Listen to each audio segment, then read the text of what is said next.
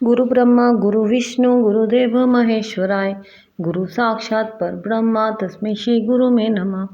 वक्रतुंड महाकाय सूर्यकोटि संप्रभा निर्विघ्नं कुरु मे देव सर्व कार्येषु सर्वदा। जय श्री कृष्णा, राधे राधे। वैशाख मास महात्म्य कथा अध्याय 17 का आरंभ करते हैं। ब्रह्मा जी कहने लगे कि हे यम, इसमें क्या आश्चर्य की बात है, क्यों दुखी होते हो? सद्गुणों से ईर्ष्या करना मरणातक होता है। उसके उच्चारण मात्र से ही परम पद की प्राप्ति होती है। फिर राजा के शासन से विष्णु लोक को क्यों ना जाए?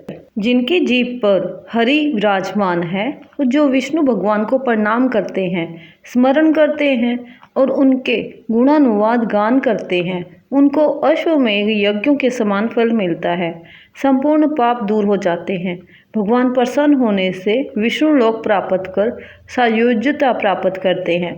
यज्ञ करने वाले कुरुक्षेत्र या सरस्वती में स्नान करने वालों को तो फिर से जन्म लेना पड़ता है, परंतु वैशाख मास में जो माधव भगवान के धर्मों का पालन करता है, उन पर विष्णु भगवान प्रसन्न होकर सदा उसकी सहायता करते हैं।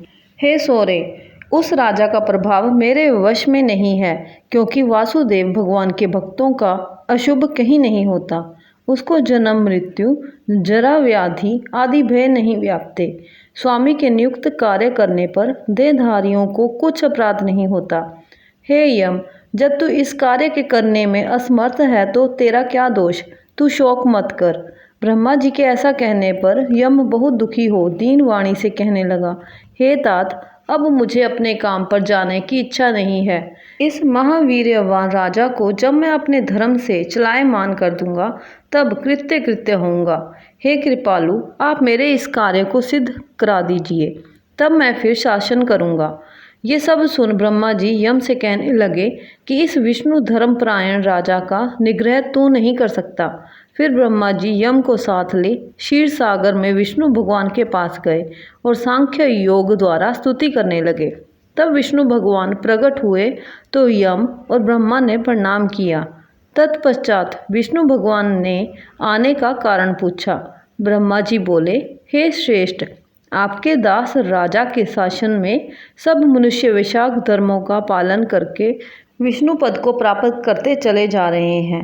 इसी कारण यमपुरी शून्य हो गई है। इससे अत्यंत दुखी होकर ये यम राजा से युद्ध करने गया और उसके मारने का दंड उठाया। तब आपके चक्र ने इसे परास्त कर दिया तो ये दुखी हो मेरे पास आया। हम आपके महात्मा भक्तों को दंड देने का सामर्थ्य नहीं रखते हैं। अतएव हे महाविभो, हम आपकी शरण में आए हैं। इसलिए हे प्रभु, उस राजा को दंड देकर आप अपने यम की रक्षा करिए। ब्रह्मा के ये वाक्य सुनकर विष्णु भगवान हंसे और ब्रह्मा जी तथा यम से बोले, मैं लक्ष्मी तथा प्राण और देह श्रीवत्स को स्तंभु मणि तथा वैजयंती माला, श्वेत द्वीप, वैकुंठ, क्षीर सागर, शेष और गरुड़ का त्याग कर सकता हूँ, परंतु ऐसे भक्तों को कदापि नहीं त्याग सकता जिन्होंने मेरे लिए संपूर्ण भोग त्याग दिया, प्राण छोड़ दिए, मुझ में ही अपनी आत्मा को लगा दिया। उन्हें मैं कैसे छोड़ सकता हूँ? अतएव हे यम, मैं तेरे दुख को दूर करने का उपाय बताता हूँ।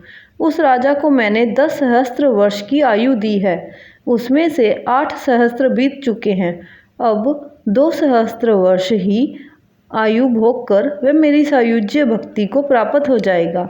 तब एक वेन नाम का राजा बड़ा दुराचारी होगा। वह सब वेदोक्त धर्मों का लोप कर देगा।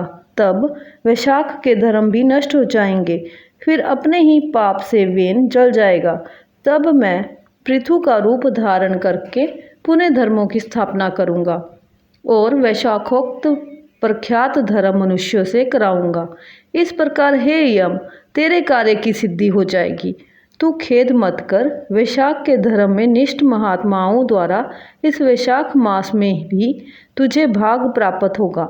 राजा से भी तेरा भाग मिलेगा।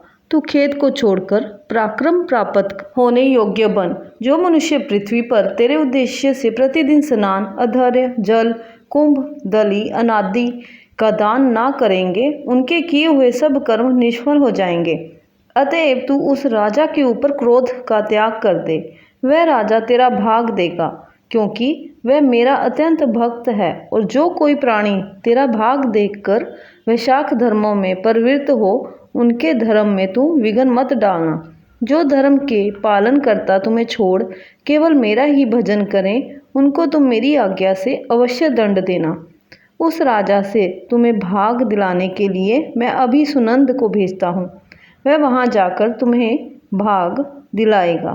तब भगवान ने यम के सामने ही राजा को समझाने के लिए सुनंद को भेजा, जो राजा को समझाकर पुनः भगवान के पास आ गया। ऐसा यम को आश्वासन देकर विष्णु भगवान वहीं अंतर्ध्यान हो गए और ब्रह्मा भी यम को समझाकर आज्ञा दे चले गए। यम भी कुछ प्रसन्न हो अपनी पुरी को चला गया। फिर सुनंद की आज्ञा पर राजा ने अपने राज्य में सारी प्रजा को प्रतिदिन यम के निमित्त स्नान, अर्घ्य आदि करने तथा वैशाख के धर्मों में यम को भाग देने की सूचना करा दी कि अगर जो कोई धर्मराज का भाग नहीं देगा, उसके वैशाख में दिए कर्मों को यमराज स्वयं ले लेंगे। वैशाख की पूर्णमासी के दिन पहले धर्मराज के लिए जल का घड़ा, डली और अन्न दान करना चाहिए। फिर पितृश्रवरों के लिए निमित्त, गुरु के निमित्त, पीछे जनार्दन मधुसूदन भगवान के निमित्त उनकी प्रतिमा बनवाकर धर्म के चलाने वाले गरीब ब्राह्मण को शीतल जल, दही, अन्न, तांबुल, दक्षिणा और फल कांसे के पात्र में रख अर्पण करना चाहिए। और राजा स्वयं भी ऐसा ही करने लगा। तत्पश्चात राजा अपनी शेष आयु को पूरी कर यथेष्ट भोग पुत्र आदि समेत वैकुंठ को चला गया। फिर वेन नाम का एक महानीच राजा हुआ। उसने सब धर्म तथा वैशाख धर्मों को लोप कर दिया, अतः सब प्राणी धर्मों को करना भूल गए। इसी कारण वैशाखोक्त धर्म बहुत प्रसिद्ध नहीं। विष्णु भगवान के कोई विरले भक्त ही इन धर्मों को मानते हैं। वैशाख मास महात्म्य कथा 17वां अध्याय संपूर्णम। भगवान विष्णु, माँ लक्ष्मी सदा आप पर और आपके परिवार अपनी असीम कृपा बनाए रखें। जय जय श्री राधे श्याम। जय जय श्री राधे श्याम।